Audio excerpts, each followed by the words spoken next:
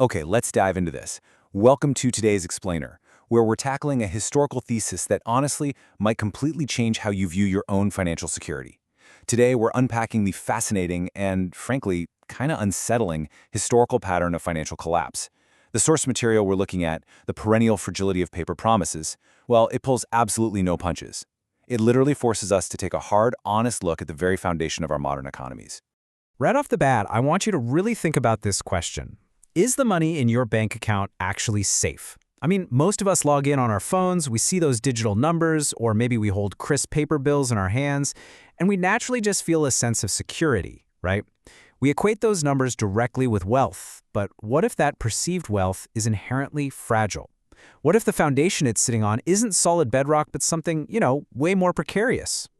That is the exact premise our source material asks us to confront today. Now, this right here illustrates the core dichotomy of the entire analysis we're exploring. On the left side, we've got paper promises. This represents your standard government-issued paper wealth. As the source notes, it relies almost entirely on fragile trust and a massive reliance on institutions. Governments, central banks, complex financial policies. But then over on the right side, we have tangible reality.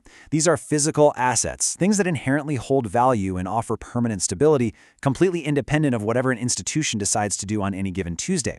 The text neutrally but very firmly points out that the vast majority of our modern world, it operates almost exclusively on that left side of the equation. So here is our roadmap for this explainer.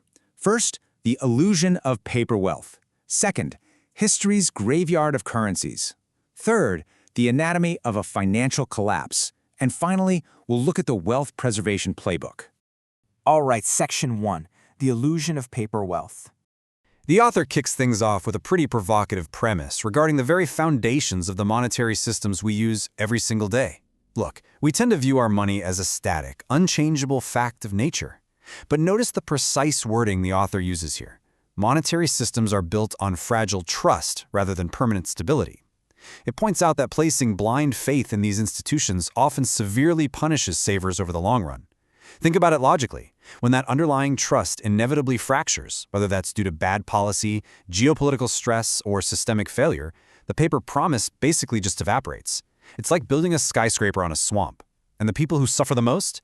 They aren't usually the ones creating the rules. It's the everyday people who believed the paper they were saving was inherently and permanently valuable. Section 2. History's graveyard of currencies. Now, it is incredibly easy to sit back and think, well, that won't happen to us, right? Our modern system is different, we have safeguards. But let's move to Bono and see how this builds across a massive historical timeline. We start way back in the 11th century with the Byzantine Empire. They were a dominant global superpower, and their currency buckled despite them thinking their system would last forever. Jump forward to the 1790s in revolutionary France, where their managed paper money led to such rapid devaluation that it was practically cheaper to use the money as wallpaper. Over to the 1860s during the American Civil War, where currencies saw massive, wild volatility, and then crashing right into the 2020s with modern Lebanon, where the banking system practically dissolved in front of our eyes. This timeline effectively demonstrates a relentless, cyclical failure of fiat currencies. It happens over centuries, across completely different continents, and under vastly different forms of government. It's not a modern anomaly, it's a pattern. Which brings us to Section 3, Anatomy of a Financial Collapse. So, we've seen the timeline, right? We know that it happens constantly. But how exactly does it happen? To truly understand the mechanics, we have to look at debasement.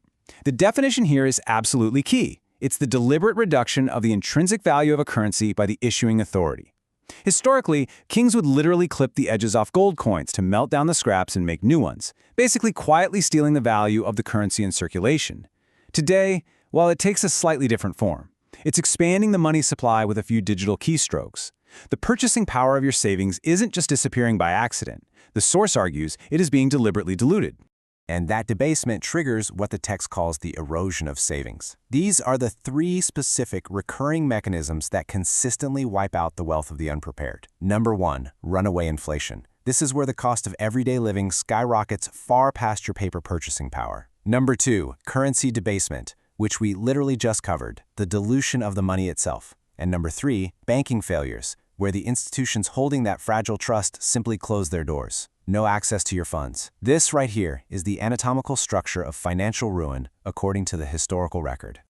Moving on to Section 4, the Wealth Preservation Playbook.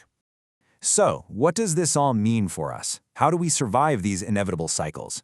We're pivoting now from the anatomy of ruin to the author's highly practical takeaways, because, look, the goal of this explainer isn't just to admire the problem. Here is the author's triad of survival. Step 1. Hold tangible assets. Essentially, get off paper and into physical reality. Step 2. Maintain liquidity. Have access to resources that can be mobilized quickly, because as that historical timeline showed us, crises can happen incredibly fast. And Step 3. Possess practical skills. I think this is a really fascinating addition. Knowledge and the ability to physically do things retain their value even when paper promises vanish completely.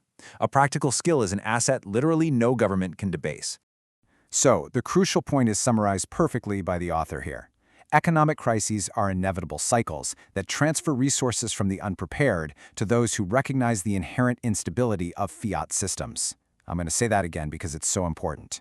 They are inevitable cycles that transfer resources. The wealth doesn't just disappear into thin air, it moves. It moves away from those holding paper promises straight into the hands of those who prepared by holding tangible reality. Which brings us right back to you. I want you to look at the balance of your own life and ask yourself this final question. Are your assets built on paper promises or tangible reality? It's a pretty stark historical lesson we've unpacked today, but recognizing the fragility of the system is the very first step toward true, lasting stability. Thank you so much for joining me for this explainer, and I really hope this provided you with a clear, structured new way to look at the world.